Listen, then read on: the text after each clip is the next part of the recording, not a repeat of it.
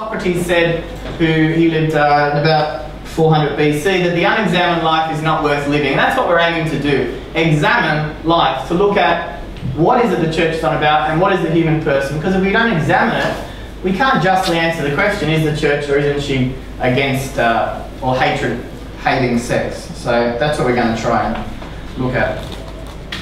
This is a host of isms about the human person. There are not all of them there, there are some of them there. Some are right, some are wrong, some are not completely right or wrong. Most errors in life and in the world stem from a truth that's being blown out of proportion one way or the other. So everything has good in it somewhere, but it's been taken to an extreme. Some of these are extremes. The church has a phrase, virtus in medio stat, which means the virtue lies in the middle, that in the centre way, not to the left, not to the right, lies what's truly good and correct. And that's what we're trying to look at. What I want to do is just quickly look at 4 of these philosophies of the human person, because they sort of represent the basic ideas there about the human person. When we have those ideas, we can see where we're going. Alright, the first one is dualism. Dualism came about by a guy called René Descartes in the Middle Ages. And Descartes came with this idea, which you may have heard of, that I think, therefore I am. So prior to Descartes, the idea might have been that I know I'm here because I can touch myself and I can see myself. I know the table's here, whatever this thing is, because I can touch it and feel it. But Descartes came with a new idea that was, we can't really judge on what you see because you could be in an illusion, you could be dreaming. The real reality is only that you can know in your mind, what you can think, what you can imagine in your mind. That was really who the person is. My grandmother died a few years ago, and before she died she had dementia, which meant that obviously she didn't remember who anybody was, who we were, and she lived in a nursing home several years for that before passing away. And at one point a family friend said to me, well, it's a good thing that, we just called her grandma, it's a good thing that grandma's not, she was still alive at this point, good thing that grandma's not really here anymore because, you know, she was suffering. Now this man, unbeknownst to him perhaps, was a dualist, because he believed that because grandma's mind had ceased to function as a sort of valid reality, that grandma was no longer there. Her body was there, she was breathing and eating, and she, you know, walked around the nursing home pretty fast, but her mind wasn't there, so therefore she wasn't there, which is dualism. I'm asking a question though, what happens though if we conceive of ourselves as just minds and not bodies? If we are just our minds, what happens? What's the end result of that? What does that mean? Anyone know? Hand up if you're going to do it. I'll yell it out. We don't treat our bodies well. We don't treat our bodies well? Yeah, we don't treat our bodies well. Anything else? Yeah? It doesn't really matter what you do with your body. That's exactly right. It doesn't really matter what you do with your body, because your body is not really who you are. You are your mind, you're that spiritual intellect. You're not really your body. So if you do that, it's quite problematic, and I don't think it really rings true to our popular experience, because our human experience tells us differently. We desire love, we desire to be loved, and we desire truth, beauty and goodness, and they're just more than exercises of the mind. If you're a dualist, then you sort of can classify things such as prostitution as okay, because it's not really the person, it's just their body. And in fact, the prostitute might say to herself in a moment to justify what she's probably having forced to do, that okay, it's just my body, but I'm still here, I'm still my person. You can justify slavery that way, because it's just the body. You can even justify child abuse to an extent, because it's just the body, the person's really the mind. So it doesn't really work for what you believe though, because you know if your body has been harmed, you've been harmed. If you've given your body to someone sexually and that person has betrayed you, you are hurt. But it was your body you gave. So we know very well that we are more than just our minds. Our bodies are who we are. So clearly then dualism doesn't really fit in with where the church is, but this is what a lot of people believe. Manichaeism. Manichaeism was a religion from a long time ago.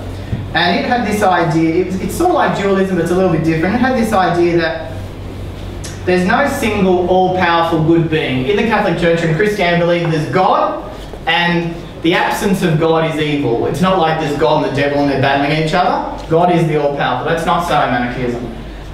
In Manichaeism, you need to transcend the evil by transcending your body, and your body is evil. So you get this idea of spirit good, body bad. Everything about the body is negative, everything about the spirit is good.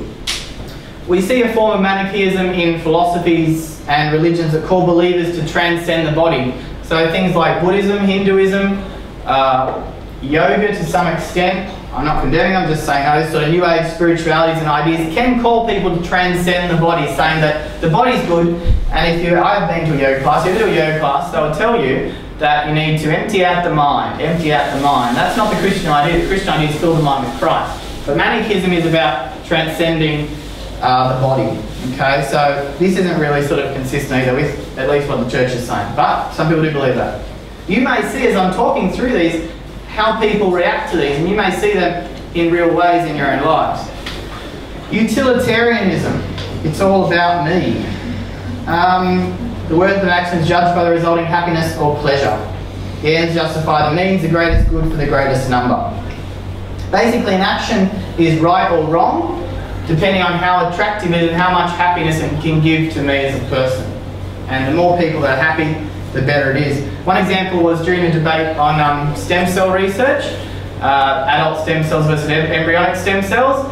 And those who were for embryonic stem cells often neglected to talk about the science, but they'd wheel out those who are very ill in wheelchairs and disabilities and say, do you want to stop these people getting well? Well, no, of course we don't, but the ends doesn't justify the means. It's never a good thing to do something evil that good may come of it.